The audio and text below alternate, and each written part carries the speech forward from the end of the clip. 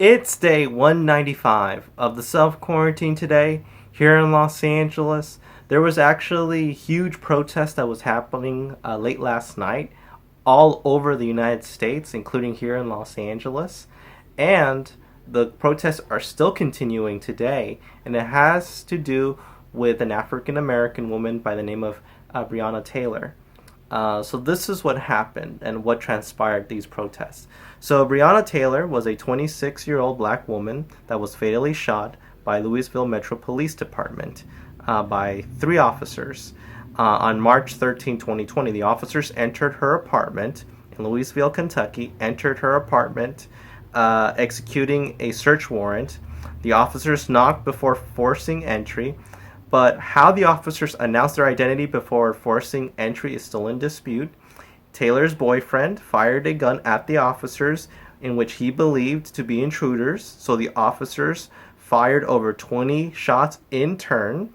Taylor was shot 5 times according to her death certificate, and her boyfriend was injured in the gunfire.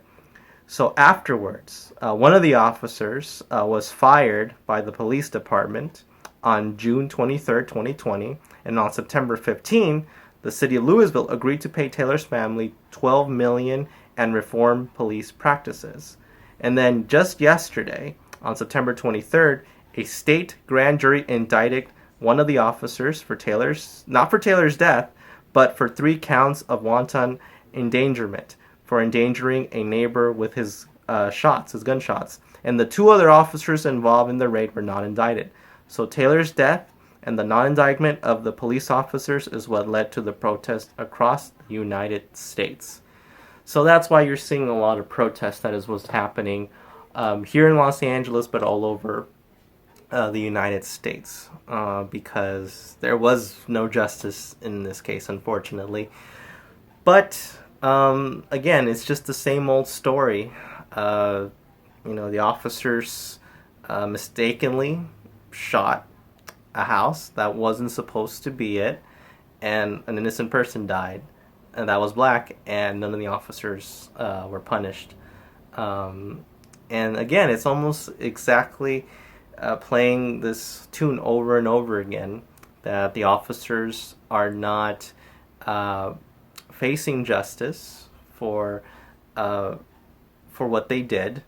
And also, there is no transparency, and that's why a lot of people are out on the streets still protesting.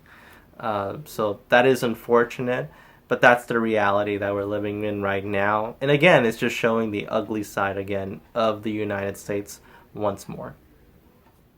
The bobcat fire is still burning here in Los Angeles. However, there's actually light in the end of the tunnel.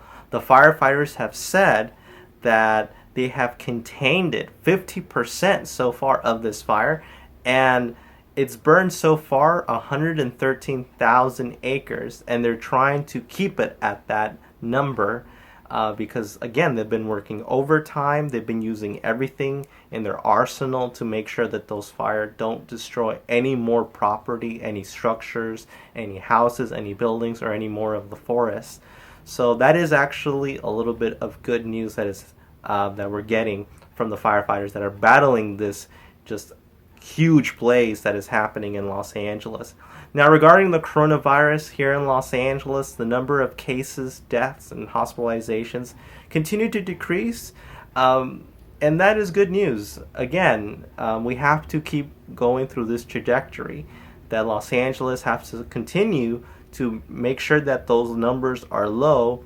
That way, the economy can start opening up in Los Angeles so far, and that's good.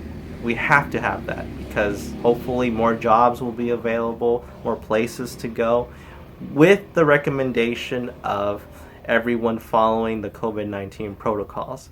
So hopefully that comes to fruition, and that could mean better things to come in the next coming months. So that is it for today's video. So everyone, stay strong, stay safe.